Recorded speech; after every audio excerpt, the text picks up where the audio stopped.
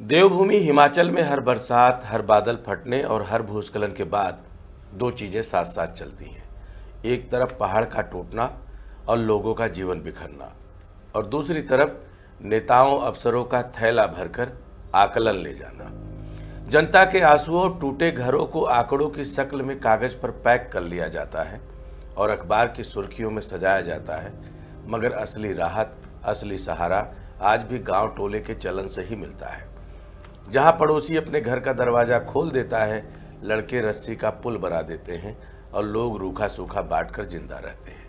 यही असली देवनीति है और यही हिमाचल की संस्कृति की आखिरी सांस भी। सवाल सिर्फ इतना है, क्या इस देवभूमि को आकलन की थैलियों में कैद कर दिया जाएगा या फिर चलन की परंपरा ही इस पहाड़ को बचाएगी। नमस्कार, मैं डॉक्टर विजय शुक्ला। हिमाचल में एक कुदरती खेल हमेशा से चलता आया है।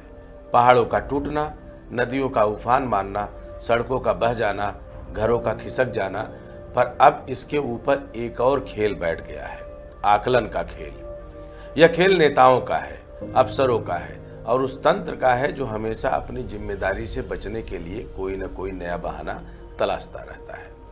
पहाड़ टूटे या इंसान, सबसे पहले दौड़ कर आते हैं बड़े बड़े नेता, पूर्व मुख्यमंत्री, पूर्व मंत्री, मुख्यमंत्री, विधायक और मौजूदा मुख्यमंत्री।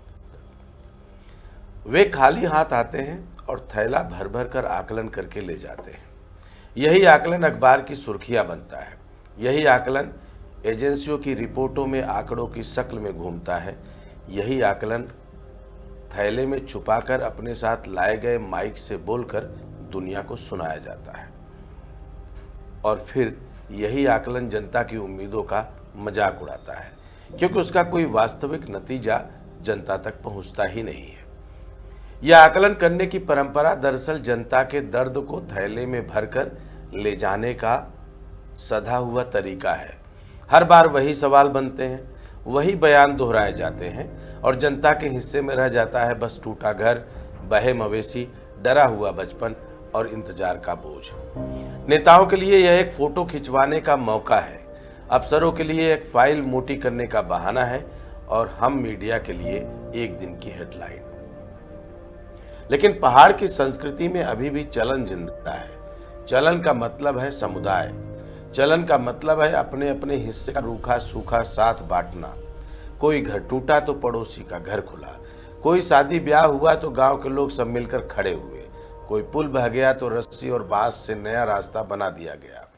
यह चलन दरअसल देवभूमि की असली देवनीति है, क्योंकि देवता तो अपने आप बचा लेंगे, पर इंसानों को इंसान ही बचाते हैं।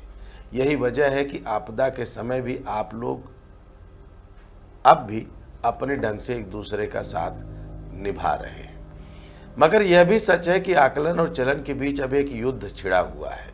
ठीक वैसा ही युद्ध जैसा अफवाह और अलार्म के बीच छिड़ा हुआ है। मंडी के गोपाल कपूर की हर एक शब्द की, हर एक बात की पैमाइश करने वाले लोग शायद समझ गए होंगे कि वो वाकई किस जालंधर की बात कर रहे हैं, किस भस्मकर की बात कर रहे हैं।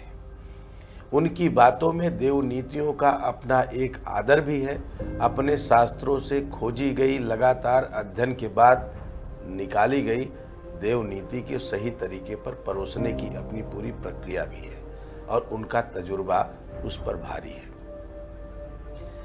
गोपाल कपूर जैसे लोग हिमाचल के चेतना को बचाने वाले लोग हैं। उनके लाइव वीडियो से आप कुछ समझ सकते हैं कि ऐसा कोई ऐब नहीं जो गोपाल कपूर ने नहीं किया हो।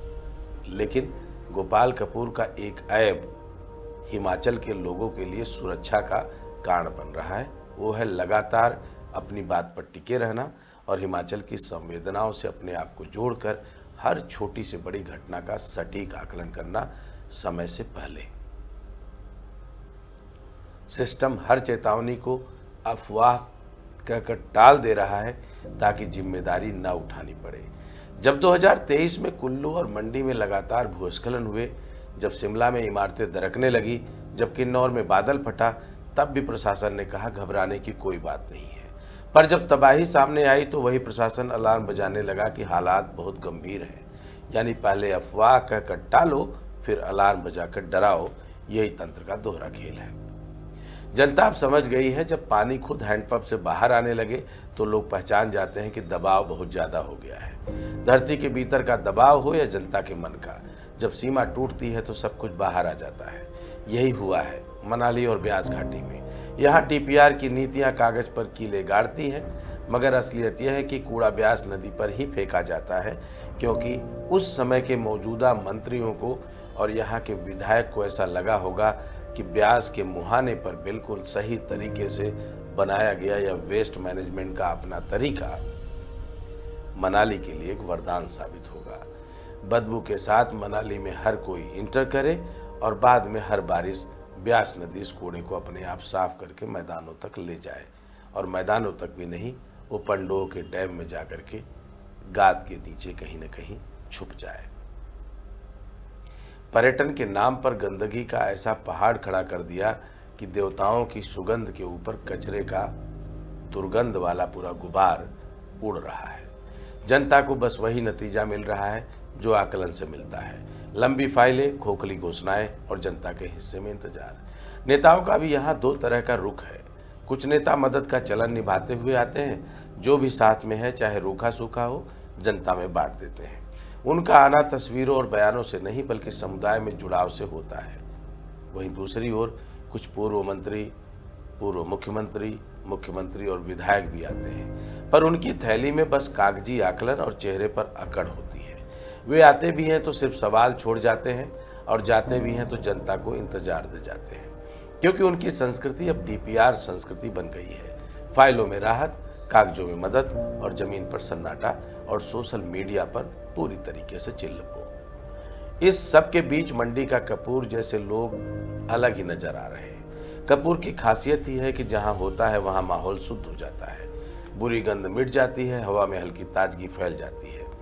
हिमाचल में ऐसे कपूर गिने चुने हैं, पर जो भी हैं वे चलन को जिंदा रखे हुए हैं।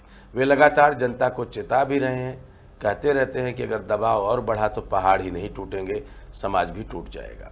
मगर दिक्कत यही है कि ऐसे कपूर गिनती के ही हैं और उनके सामने डीपीआर की मोटी फाइलें और सत्ता की भारी मशीनरी खड़ी है।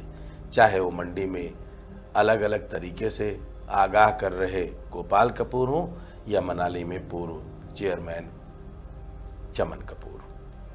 पिछले 3 साल गवाह है कि आकलन और चलन की जंग कैसे चल रही है। 2023 में मंडी में भूस्खलन ने पूरे गांव को बहा दिया।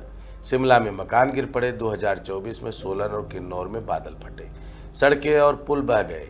2025 में मनाली और ब्यास घाटी में तबाही ने पर्यटन की असली तस्वीर उजागर कर दी है। हर बार नेताओं की आकलन वाली फाइलें मोटी होती गई, राहत के आंकड़े बदले गए, मगर जनता के हिस्से में बस दर्द और इंतजार आया।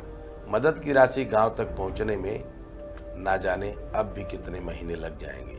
कहीं जांच के नाम पर फाइल घूमती रहेगी और कहीं डीपीआर बनने में साल निकल गए और निकाल दिए जाएंगे, क्योंकि पूर्व मंत्री मुख्यमंत्री संग आए थे और मुख्यमंत्री और विधायक अपने अपने रास्ते। सुना है कि कुल्लू में दोनों मुख्यमंत्री और पूर्व मुख्यमंत्री की अपनी मुलाकात भी हुई, लेकिन क्या आपस में मुलाकात इस दर्द की हुई या फिर आकलन पर खुलकर चर्चा हुई? क्योंकि एक को सरकारी फाइलों से खजाना निकालना है और दूसरे को उस खजाने का क्या क्या किस किस मद में जनता के बीच में जाना है, उसके आकलन को कागजों पर दुरुस्त रखना है। लेकिन इन सब के बावजूद गांव का चलन टूटा नहीं है। मंडी में जब एक परिवार का घर टूटा तो पड़ोसी ने अपनी झोपड़ी खोल दी। किन्नौर में खेत बहा तो गांव वालों ने मिलकर नई बुआई कर दी। सोलन में पुल टूटा तो गांव के लड़कों ने बांस और रस्सियों से अस्थायी पुल बना दिया। यही चलन हिमाचल की असली पहचान है, यही देवभूमि की असली देवनीति है। चमन कपूर को हमने पूर्व मुख्यमंत्री जयराम ठाकुर साहब के इलाके सिराज में जाकर लगातार तिरपाल से लेकर सब कुछ बांटते हुए देखा, और फिर मनाली में भी उनको अपने लोगों के बीच में बांटते हुए देखा, वो भी तब जब उनकी कुर्सी उनकी ही पार्टी के लोगों ने खिसका दी है।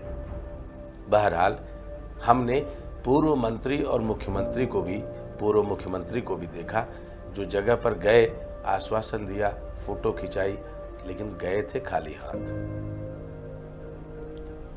सब कुछ है, लेकिन दिल में कितनी जगह है उस चलन की जो देवनीति की है, यह कहना बड़ी बात होगी कि देवनीति को मानने वाले लोग अभी कितने जिंदा हैं। बहरहाल इस समय पार्टी, पॉलिटिक्स, इन सब सियासत से हटकर शायद देवभूमि को इस दर्द से निजात दिलाने वाले हर उस मरहम की ज़रूरत है जो कोई भी लगा जाए। आखिरकार सवाल यही है कि क्या अब हिमाचल की राजनीति आकलन के थैलों पर चलनी है या चलन की परंपरा से कुछ सीखेगी भी। आकलन सुर्खियां बनाता है, अखबारों के पन्ने भरता है, टीवी पर हेडलाइन देता है, लेकिन चलन जनता को जिंदा रखता है। चलन ही असली राहत है। अगर यह चलन टूट गया तो हिमाचल की संस्कृति और समाज दोनों सिर्फ आकलन की थैलियों में कैद होकर रह जाएंगी। आपदा दर आपदा यह बात साबित कर चुकी है कि आकलन जनता को सिर्फ उम्मीद देता है और चलन जनता को असल सहारा, और यही सहारा आज भी हिमाचल को जिंदा रखे हुए है। डीपीआर की नीतियां कागज पर जीती होंगी, पर चलन की नीतियां ही जमीन पर जीवन बचाती हैं। हिमाचल की असली देवनीति आज भी चलन में ही सांस ले रही है। उम्मीद है कि सब लोग मिलकर इसको सांस लेने देंगे, क्योंकि अगर यह सांस लेती रहेगी तो हिमाचल जिंदा रहेगा और मैदान भी। जय हिंद, जय भारत।